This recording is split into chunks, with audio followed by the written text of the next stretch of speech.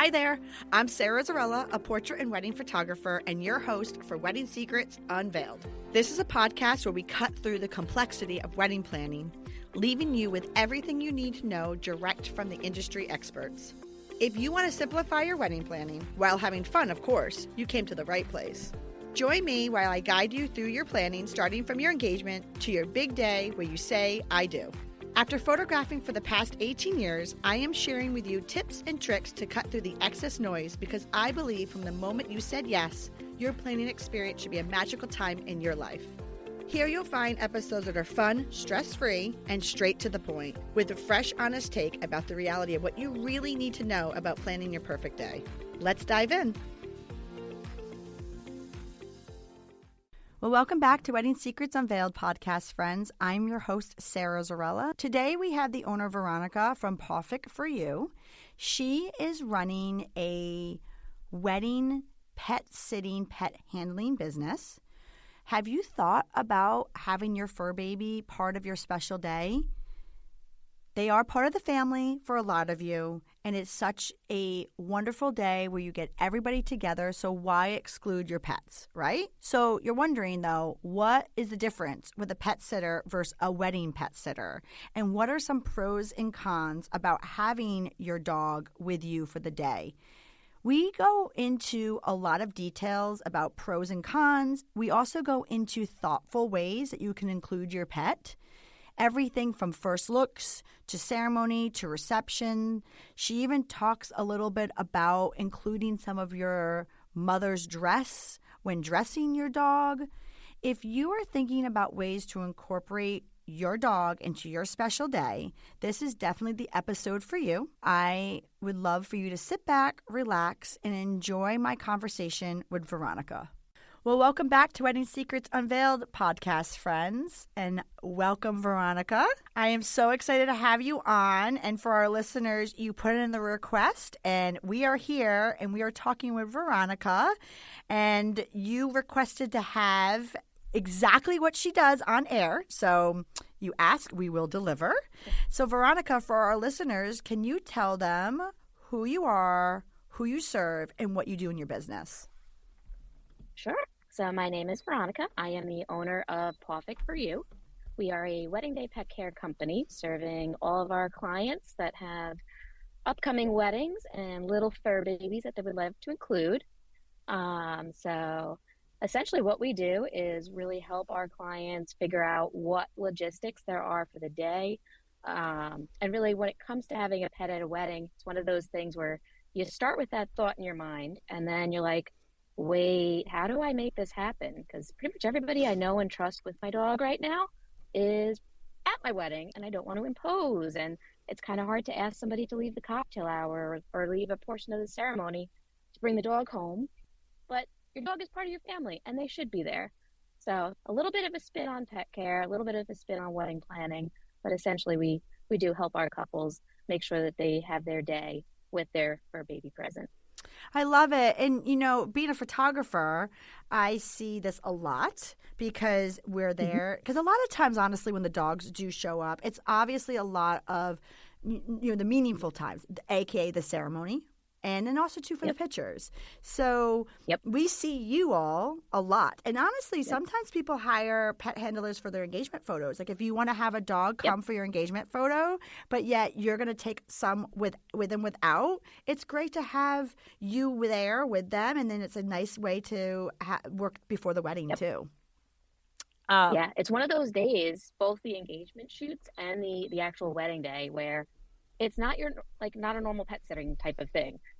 Some people do have the luxury of being able to ask a normal pet sitter, but some companies, myself included, like I have a dog walker that's going to come to the house today to take my little guy out, and but they don't do prescribed walks. They don't do like projects. It's almost like this is a little mini project, and every wedding is just a little bit different.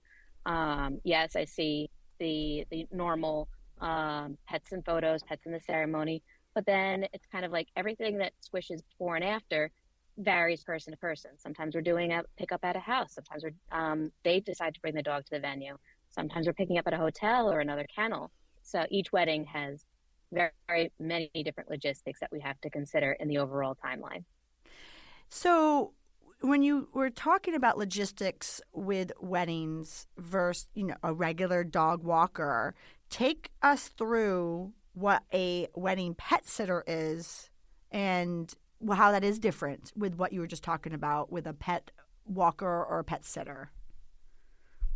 Right. So yeah, wedding pet sitters are definitely a different breed of pet sitters. And most clients that reach out to me too, I tell them as we go through our sales pitch that we're almost like a hybrid of wedding planners and pet sitters because there's a lot of planning that occurs the leading up to the actual day. People don't even realize sometimes you show up at these weddings and you have that cute dog there. There was a lot that went behind the scenes in terms of thinking that through.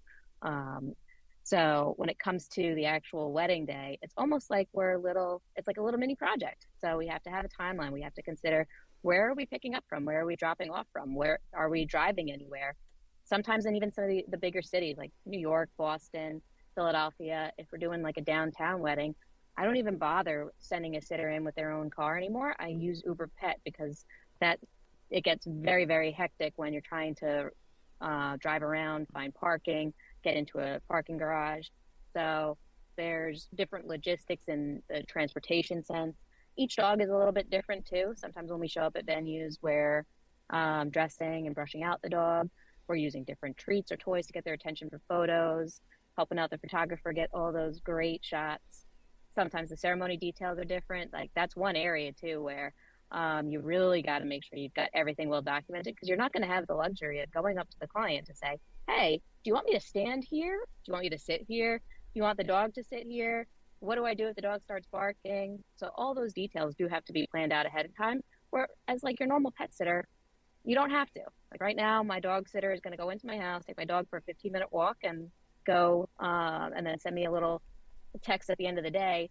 And that's perfect for me. But if it's the wedding day, there's a 3, 4, sometimes longer hours of time that you have to consider all the things that need to happen and document them. I consider a wedding pet sitter way different than a normal pet sitter because there is so much that has to go into the actual day that really needs to be documented, talked about, expectations laid out, and a firm understanding of what's going to happen when. What about, though, if, obviously for somebody who was a regular dog walker or a regular pet sitter, there's a relationship that's been established. So, they know that they understand their pet. But for somebody who's coming on a one-day only event, however, which is very important, right? Hence why, like you said, it's a little bit different with logistics. How are they make sure how do you make sure that you know this pet and get acquainted with the pet? Good question. And funny enough, we don't always do meet and greets. Sometimes we are literally the stranger going in to kidnap a dog. So I would assume not to totally interrupt you, but I was gonna say I would assume that some dogs are okay with that. Like if you were like honestly, my dog would go to anybody. Like so I can understand. But what about the dogs though that like need to have like a certain trust issue? Yep. And to be honest, I can't say I see that very often in this industry. But if there is and again, every wedding is a little bit different, but when we have a dog where the client does say, you know what, I really need to do a meet and greet beforehand, that's one of those things where there's either one or two reasons for that. One, the client just wants the peace of mind of meeting the person in person, which is fine. But two, you need to give the dog permission in a way in order to for that dog to be comfortable with the sitter. And in those particular circumstances, I highly recommend against us doing a pickup alone.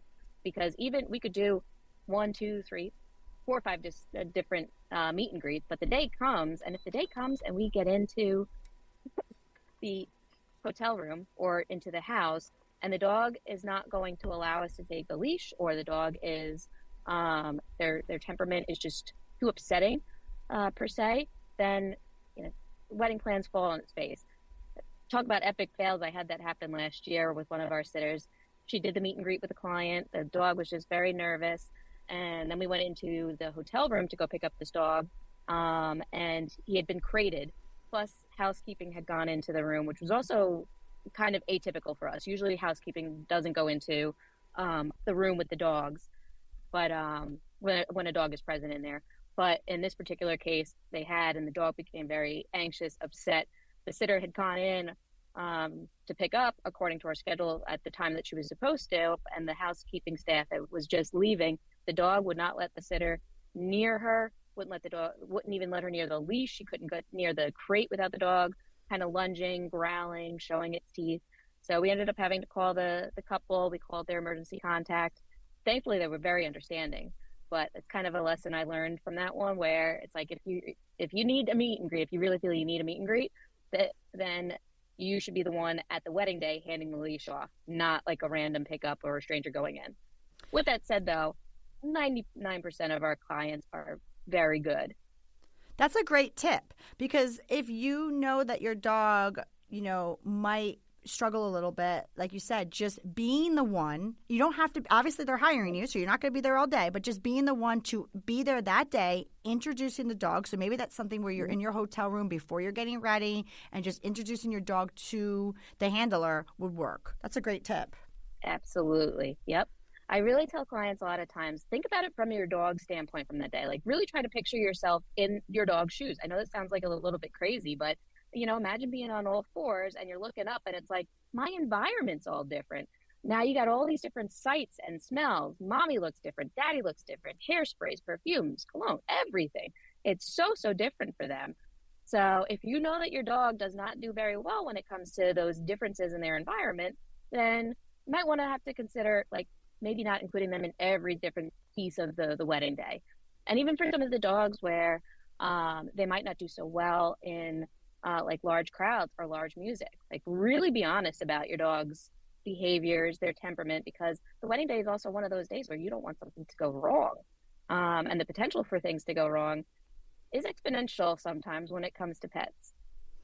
That actually kind of leads me into my next question for you, which is, what are some of the pros and cons when thinking about having your dog at your wedding day? So pros, absolutely. Pros, your dog is your baby. Your dog is your child and is a member of your pack.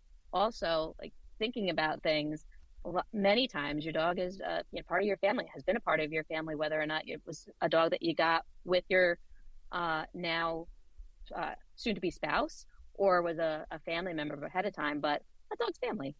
And I would think, honestly, coming out of the COVID years, there is a lot of people that got their little fur babies. Oh, 110%. And just to throw a little statistic out there too, the 110 is my opinion, but Wedding Pro, the parent company for the Knot and Wedding Wire, they came out with a report in the January, February 2023 trends, and it now lists 50% of couples that have dogs 50% of couples that have dogs prior to the actual wedding day. When I started business in 2016, that statistic was around 18%. It kind of hovered around there too, all the way through the pandemic. And then post-pandemic, that number jumped into, I think, the 30s, 40s. When this report came out, I was like, oh my gosh, wow, 50%. And that's good. But those dogs are your family members. 50% of our couples, 1 and 2, have a dog or a pet, and that's part of their family. And if they're coming from the COVID years, there's probably a lot of them are still in their puppy youth, right? So a puppy can be a puppy for what 2 to 3 years. So a lot of them might be a little on the rambunctious side. And so, I was just preparing for taping today with you, and I was watching a Instagram video, and there was this dog that ran up down the aisle to greet their owners, and it was like a beautiful golden retriever, but it did the exact thing that nobody wants. What did it do? It jumped up. You could tell it's still a puppy, right? Yeah. It was probably like 1 or 2 years old. Yeah. Jumped right up, right on the dress, right on the tux, And then I think it got so excited it knocked over the flowers. It was on, honestly, like one of those outtake videos, but it was just funny. It is what it is. They're your buddy. They're like the same thing when you have kids walk down the aisle. You have kids walk down the aisle, and half of them are not throwing the flowers. There might be crying. It's an element of your day. Oh, yeah. So when we do our planning for the ceremonies too, we do talk through like plan A, plan B. What would happen if the dog starts to bark, cry, whine? Do you want us to exit the ceremony area? Do you want us to stay there? And it really depends on the couple. Like some couples, and even the example that you gave, some couples love it. Some brides are like, oh yeah, paw prints on my dress, bring it. Other brides are like, oh no, like stay 6 feet away type of thing. So it really comes down to what the couple is comfortable with and what they want. But yes, it's the exact same scenario as having kids. It can go a couple different ways. So talking through and really thinking through contingency plans is one of those things that you should do in preparation of the wedding day. What's some other pros of having your little guy on or a little girl on site? Lots. So for one, it's also nice too to have your dog there to introduce to your other friends and family members, because the wedding is one of those days too where you're going to have guests from out of town, extended family, sometimes family members that you haven't seen in a couple of years, but they follow you on Instagram or Facebook, or your parents have talked about your new fiance and the dog that you got. So it's nice to be able to turn around and say, oh, this is my little guy, this is my little girl. So it's a nice way to introduce your family, your whole family. For some couples too, it's actually very stress relieving to have your dog there. We live in a day and age where we have the emotional support animals now, and they are recognized as providing that mental health benefit. So for some couples where it's just like, everything is super stressed. My mother's driving me nuts. My mother-in-law is driving me nuts. I've got this, I've got that. Sometimes just being able to go pet your dog and know that they're there and on the other end of a leash is the pet sitter, just having them there does provide you with a little bit of that stress relief. And also, your pictures are going to last a lifetime. I've told many couples before, you're paying a couple $1,000s for photos. These are photos that are going to hang up all around your house. You probably want to have your dog in there. So bringing a pet sitter and having your dog there, in addition to the investment that you're making on your photography package, is definitely a benefit. Now, con-wise, definitely what you mentioned before, the jumping on the dress is possible. We always encourage, especially the jumpers, that they have a harness if possible. The logistics can definitely complicate things. Sometimes you've got a church ceremony and then the dog's not allowed into the church, but you want pictures. Although pictures at your venue might then be cut short. So trying to time everything gets a little bit complicated. For some of our outer town couples too, it gets a little bit hairy because it's like, well, I need to kennel my dog or I need to board my dog. I don't know of any of the kennels that are nearby. So logistics wise, it can get a little bit complicated depending on kind of where in your process you are. I have a couple couples that even reach out to, and it's like, well, where are we picking up and dropping off? And they don't even have pet friendly hotel. And they're from out of town. So one of those pieces that I'm finding too, especially with the statistic that I see, is not necessarily that the dog is an afterthought, but it's like, okay, I booked my venue, I booked my hotel, I booked my photographer, and I want my dog there, but I didn't consider that when I first started thinking through this. So now my logistics are super complicated. Another con is also kind of what I mentioned before in terms of thinking about things from your dog's standpoint. You are taking a dog out of its natural environment. Dogs are very much a creatures of routine. So some dogs do very well with those changes and can tolerate them. Other dogs do not. And if that's the case with your own pet, then be really honest about it. It's just not a good idea. If your dog is not good with change, your dog is that absolute creature of routine, really think through, maybe it's better if the dog stays home for the day, or even maybe want a couple pictures, you start pictures at your actual house, but really thinking through the fact that the dog is coming out of its natural routine and its natural environment. You're showing up even at venues with not just mommy and daddy looking different, but new sights, new smells, grasses, leaves, flowers. Everybody else, all of your guests are going to also smell different. Each guest is going to have their own, their perfumes and colognes as well. So in a way, it's overstimulating for dogs, not necessarily bad.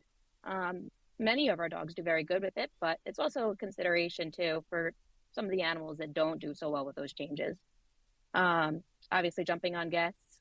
I have seen some pushback from family members. So one of the things that we do ask our clients is there anybody that has a fear of or an allergy to dogs that we need to be aware of? I'd say probably like 1 in 15 weddings, a client will say, just stay away from grandma in the wheelchair. Like, she does not like dogs at all. No.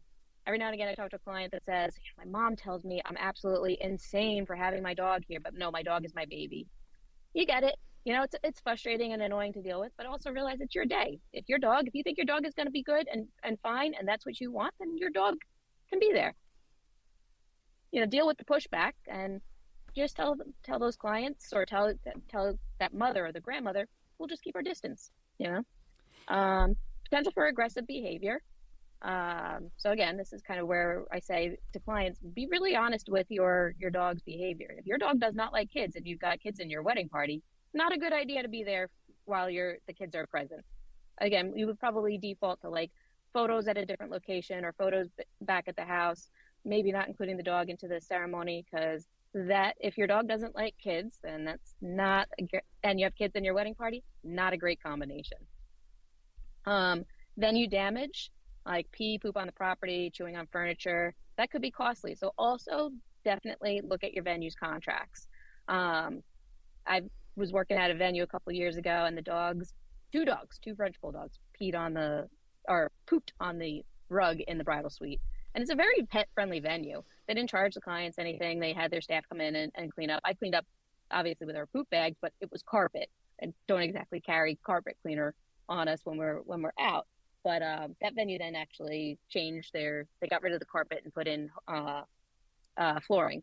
So a lot of the venues have also come up to date with things. But for some of these older places, every now and again we get rules that it's like you can't be near the gardens, like certain gardens, or you can't be in certain rooms for historical purposes.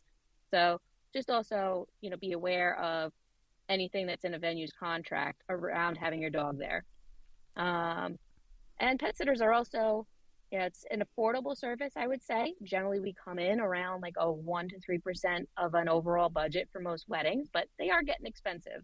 So hiring a pet sitter for a whole day, if you don't have the budget for it, I wouldn't necessarily consider it then, but definitely consider something more like a 3-hour or 5-hour package with a pet sitter. So the budget-wise could be an easy no-brainer for some people, whereas other people it could be a little bit harder. So it kind of falls into the cons, but it could also just be more of a neutral thing. And obviously, if we went over a lot of the pros, but if some of these cons ends up being deal breakers, you can find ways to incorporate your fur babies with pictures displayed, or you can even bring them involved with your engagement pictures. But what I would love to do is we'll take a quick break, and when we get back, I kind of want to talk a little bit more about what you were talking about, pricing. Right? And I want to go over a little bit of thoughtful ways that people can include their pet if they decide that the pros outweigh the cons. Give them some little nuggets and tips about how they can include their pets, and we'll go over some pricing after the break. I appreciate you being here. And hey, if you like what you're hearing, I encourage you to check out our website at sarahzarella.com. And don't forget, you can actually subscribe to this podcast wherever you're listening so you never miss an episode. And I would so appreciate if you left a fabulous review on Apple Podcast. Even better, share it with a friend. It's a great way to show your support. And now, let's get back to the episode. Well, welcome back to Wedding Secrets Unveiled podcast, friends. So before the break, we were talking with Veronica a little bit about what the difference of pet sitter versus a wedding sitter or a wedding pet handler would be. Pros and cons of including your dog into your special day. And Veronica, you talked a little bit about pricing. Can you dive into that a little bit more with our listeners? Sure. So pricing, it's one of those things too, where initially people will think about having your dog at your wedding and potentially having their dog cared for afterwards. I've got some clients that reach out and they're like, I need a pet sitter for the whole weekend. And it's like, okay, but that's going to probably cost you upwards of a couple of $1,000s. You're using somebody's time the entire 2-3 days. And then I send them a quote and it's like, oh my God, $5,000. This is ridiculous. I'm like, but this is what you asked for. Now, if that's completely unaffordable, then by all means, go back to that person or come back to us, whoever you're working with, and ask for a more affordable quote. And like any other vendors too, work with them. If you find a pet sitter that you're very comfortable with, you absolutely are, sure that you want to go with them, and price is something that is kind of one of those sticking points, then talk to that vendor just like you would anybody else and see if there is a way that you can come up with a better plan in terms of, maybe we don't do the whole weekend. Maybe we just do 7 hours for the day and your dog goes, we recommend a kennel that we would drop off and pick up from. It might do much better there and you're going to save yourself a couple $1,000s in the long run. So really think through like what's your budget, much like you would other vendors. What is your budget? And realistically, what can you afford? There are some clients out there. We have a coordination call tonight with a client. She's flying in from LA to Pittsburgh and she's hired us from Thursday to Sunday. Now she can afford that. And that's what she wants for her dog. She doesn't want her dog to be in a kennel, and that's fine. I sent her the quote. She didn't blink at it. I'm like, wow, great, perfect. Other times I do get clients that they look at the quote and they're like, oh my God, this is insane. And it's like, okay, well, let's really think about this.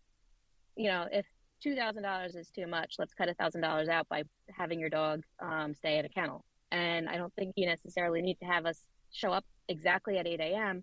when your hair and makeup person shows up. Maybe we show up right around the time that the photographer shows up at noon, and then we take over the leash, because that's going to be that's the more hectic time of the day where you don't have the luxury of sitting and being able to care for your dog, because you're going to be putting your dress on, or you're going to be with your groomsmen putting your suit on.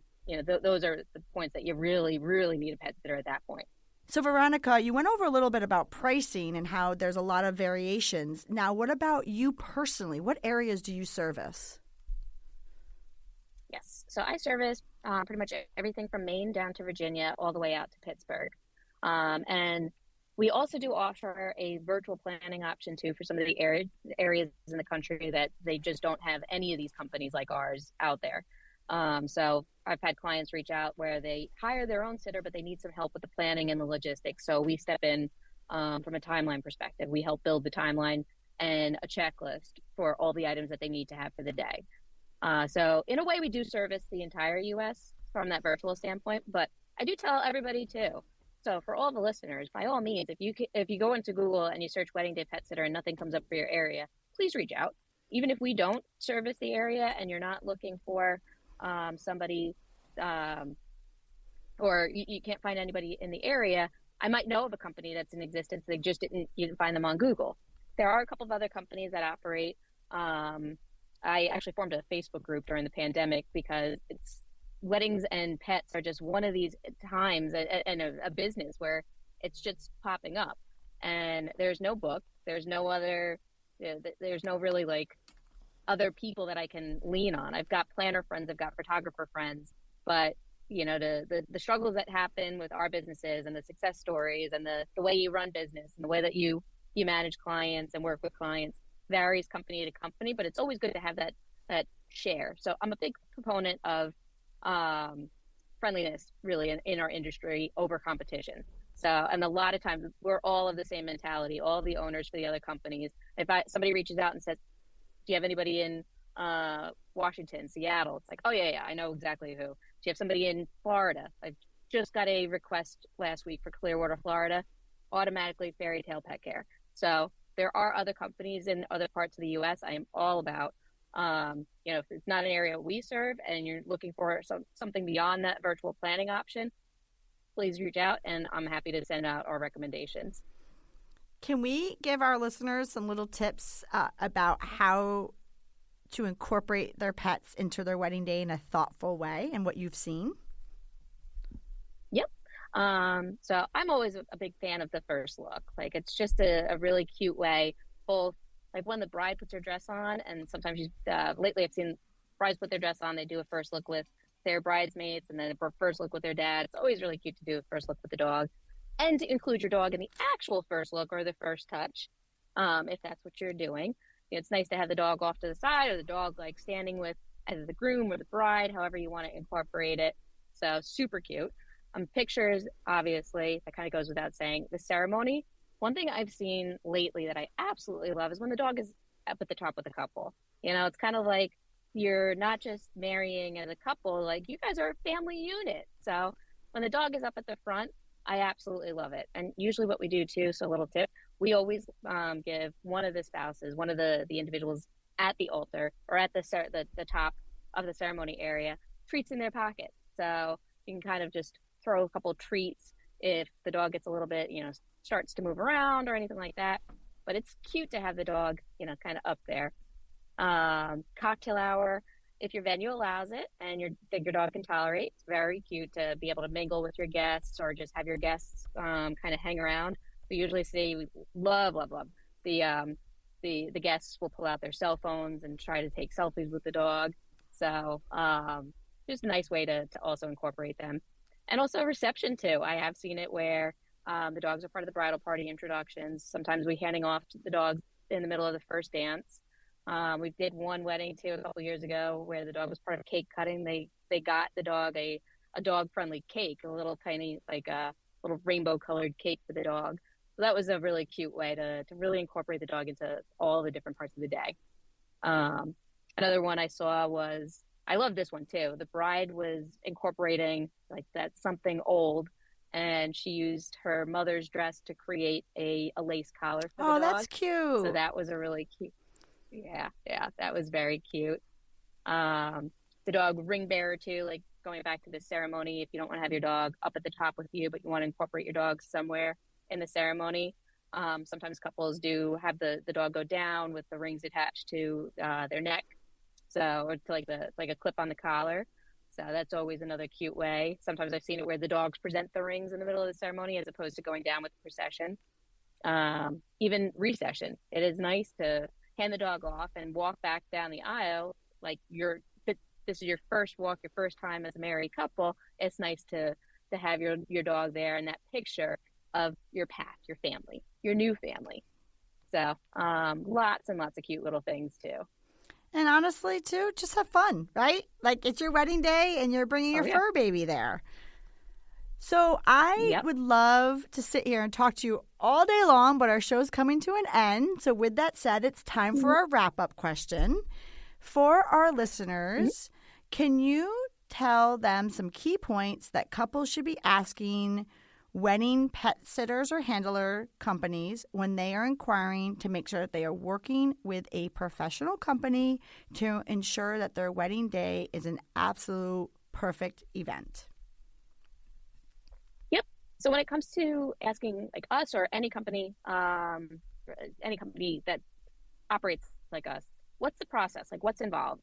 Whenever I get on my sales calls with my clients, I tell them upfront kind of what the agenda of the call is in terms of I want information about your dog, your ideal day, and then I'm going to tell you how we operate. And our proposals also go out with our process guides. So everything that I tell you is actually going to be included in our proposal too, but just as an opportunity to ask questions. But I kind of lay out exactly what I need them to do. I always need our clients to fill out 2 questionnaires, and I always need them for a half an hour final coordination call, and then to review the timeline before they're finalized. And they are going to get a checklist of items I need them to supply, and then they supply it that day. We always come with poop bags and water bottles and water bowls, rags, lint rollers, but anything that's specific to the dog: leash, collar, harnesses, attire, brush, treats, toys, food, bowls. Those things I need the clients to supply. So when you're working with any of companies like us, what's their process and what are the expectations for you? Also, not just our companies, but consider your other vendors. So venues especially. And this is also a kind of a transition period in the wedding industry for a lot of companies because pets and weddings, this is a whole new thing. 7 years ago, 10 years ago, it was different. A lot of venues weren't pet friendly. A lot of venues had, very hard, fast rules when it came to no, the dog cannot go inside. No, the dog can't be here. You can only have your dog for half an hour for pictures. Obviously, we're restricted by the health code laws that exist in most localities, but the venues have gotten a little bit more lax with their rules lately, but it's still good to ask the venue.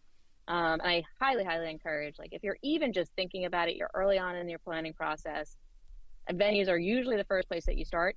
Double check with the venue about their rules. Do they have any restrictions? Do they have any rules in the contract? Also, what happens during this one I hit a lot. What happens if it rains? Because we have a lot of outdoor ceremonies, and then the venues will say, oh yeah, the dog can come, but they just have to stay outside. And it's like, well, what happens if it rains? Like that's a big big thing. You talk about rain plans for everything else, the ceremony moving indoors. What's the rain plan? And also, if your venue does come back and say, oh, I'm sorry, if you're working with a professional pet sitter like us, I tell all of our clients, if that's the response you get, forward it on to me, or at least just let them know you have a professional pet sitter. We come with insurance. We come with our general liability certificate. So those are also questions that you should be asking, because the venue always will ask for our general liability certificate. And also knowing that you have a company that has insurance, just in case. Knock on wood, we haven't had to use it, but it's one of those things you want to make sure that you're buttoned up. Let me put it that way. So telling venues too, if they still have some of those rules where your dog can't be inside if it's raining, ask and say, hey, I've got a professional pet sitting company. They come with liability insurance. If I forward you the liability information, if I forward you their information, could I have my pet there in case it rains and we'll just be restricted to a certain area? Whatever rules you have, we'll follow. We can even modify our contracts for it. But, work with the venues. The reason that they don't have those, or the reason they didn't have pet-friendly venues in the past was because, we fortunate or unfortunately, there were times where dogs did create a bit of destruction, and the venues are just worried about that. But if you go and say, hey, I've got a way to mitigate this, they're usually a lot more willing to work with you. And of course, too, look for a dog-friendly hotel, because that's one of those things, too, where you might want to have your dog back at the hotel room with you when you get back from the reception. I've seen too many times, too, when couples reach out and they want to have their dogs there. And then it's like, but I'm out of town, or I'm staying, the venue is an hour from where I live, and I don't necessarily want to have the dog go home and then have to have somebody stay with the dog overnight. So, again, early on in your planning process, and you're thinking about having your dog there, consider the pet-friendly hotels. There are still hotels out there that are not pet-friendly, and that's their own choice. But usually for every hotel that's not pet-friendly, there's one right nearby that is pet-friendly. So always good to explore those options as well. That is a lot of information and some great tips. I want to thank you so much for joining me on this week's episode of Wedding Secrets Unveiled. You helped our listeners become one step closer to their stress-free wedding planning. Can you tell everybody where they could find you? Sure. So the website is pawfectforyou.com, PAWFECTFORYOU.com. Same Instagram handle, same handle on Facebook and TikTok. So feel free to reach out on any of those platforms. And of course, feel free on the website. There's a contact form and our contact information. Send an email, send a text too. Myself and my assistants all have we have an app that we use where we share the same phone number. So we do get texts on that line. Or, of course, good old email works too. And for our listeners, what I will do is I'll put all of your information on our show notes, which they can find on our blog and also our website page, which is sarahzarella.com/podcast. Well, thank you so very much for joining me on this week's episode of Wedding Secrets Unveiled. Thank you for having me. Thank you for listening to Wedding Secrets Unveiled. I appreciate you being here. And hey, if you enjoyed this episode, I want to tell you something. I encourage you to check out our website at sarahzarella.com. We love photographing while having fun, of course. Check out our podcast page on our website for our show notes along with upcoming episodes with your local wedding experts. Listen in as we help you plan your epic event. And don't forget that you can actually subscribe to this podcast wherever you are listening so you never miss an episode. I would so appreciate if you left a review for us on Apple Podcasts. Even better, share it with a friend. It's a great way to show your support and let us know what you think. If you know any wedding experts that would like to be a guest, we have a link directly on our website where they can let us know. Thank you for listening.